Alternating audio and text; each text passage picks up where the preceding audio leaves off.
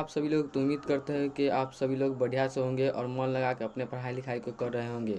मैं अमन कुमार आपको पिछले कक्षा में संज्ञा के बारे में बतलाया था। तो हम उम्मीद करते हैं कि आप सभी लोग उस सेशन को ज़रूर देख लिए होंगे और आपको संज्ञा के बारे में पूरी जानकारी हो गई होगी। तो हम इस प्यारे सेशन में बात करने वाले सर्वनाम के बारे में, यानी सर्वनाम होता क्या है, सर्वनाम के उदाहरण और सर्वनाम के भेद, उसके डिफिनीसन, उसके उदाहरण के बारे में जानेंगे, जिससे आप सभी लोगों को सर्वनाम पर भी कमांड हो जाए।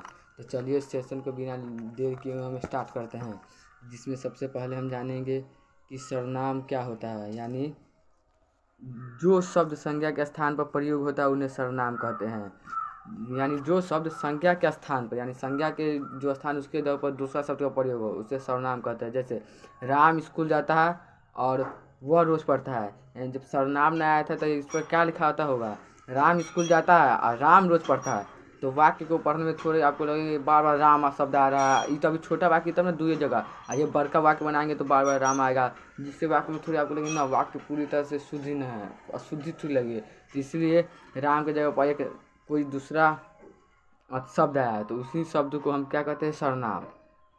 तो सर्वनाम को आप जान गए होंगे किस सर्वनाम क्या है और किस लिए का प्रयोग होता है।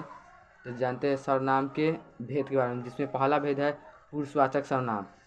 जो बोलने वाले, सुनने वाले या जिसके बारे में बात हो रही हो उसे ही दर्शाता है। यानी मैं माने हम बोलेंगे, चाहे हम बोलेंगे, तुम सुनोगे, वे इसके बारे में कहेंगे, तो ये सब क्या हो जाएगा, तो वो हो जाएगा पुरुषवाचक सर्वनाम के भेद। चलिए बात करते हैं सर्वनाम के दूसरे भेद में, निजवाचक सर्वनाम। यानी जो शब्द आपके लिए प्रयोग हुआ था, जैसे मैं आप ही खा लूँगा, वो आप ही चला गया, मैं आप ही कपड़े धो लूँगा। तो ऐसे सर्वनाम को कहते हैं निजवाचक सर्वनाम, जो स्वयं का बोध कराते हैं, जैसे खुद, अपने आप ना, इस पर एग्जाम्पल दिए।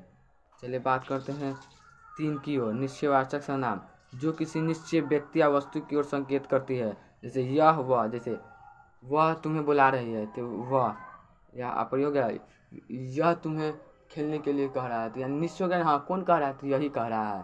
तो ऐसे सर्वनाम को निश्चयवाचक सर्वनाम कहते हैं, यानी जिससे निश्चय का बोध हो, जिससे हमें पता रहे हमको कौन बुला रहा है, कौन नहीं बुला रहा है। ऐसे नहीं। चलिए क्वेश्चन सर्वनाम के चौथे भेद की ओर, अनिश्चयवाचक सर्वनाम, जो किसी अनिश्चय व्यक्ति या वस्तु का बोध कराती है, यानी जो निश्चय न कौन तुम्हें बुला रहा है। जैसे कोई कुछ, यानी कोई तुम्हें बुला रहा है, कुछ जल रहा है, तो ऐसे सर्वनाम को हम अनिश्चयवाचक, जैसे हमें पता ना हो क्या जल रहा है, कौन तुम्हें बुला रहा है, इसके बारे में पता ना हो, तो ऐसे सर्वनाम अनिश्चयवाचक सर्वनाम कहते हैं। चलिए सर्वनाम के पांचवें भेद, संबंधवाचक सर्वनाम, जो दो वाक्य को जोड़ता है और संबंध बताता है। जैसे जो मेहनत करता है वही सफल होता है, यानी दो वाक्य को आपस में जोड़ दिया ना तो पढ़ने में भी लगता है ठीक। जैसे जो कर्म करता है वो इससे ही फल मिलता है, तो ये भी वाक्य जोड़ दिया कितना बढ़िया लगता है पढ़ने में। तो ऐसे ही सर्वनाम को संबंधवाचक सर्वनाम कहते हैं, यानी जो दो वाक्य को जोड़ता है, यानी इधर वाक्य, इधर प्लस इधर वाक्य, यानी दो वाक्य को जो जोड़ दिया। तो प्लस का मतलब ये प्लस नहीं, यानी बात के समझाए हैं। चलिए सर्वनाम के छठे भेद की ओर चलते हैं, प्रश्नवाचक सर्वनाम, जो प्रश्न पूछने के लिए प्रयोग होता है।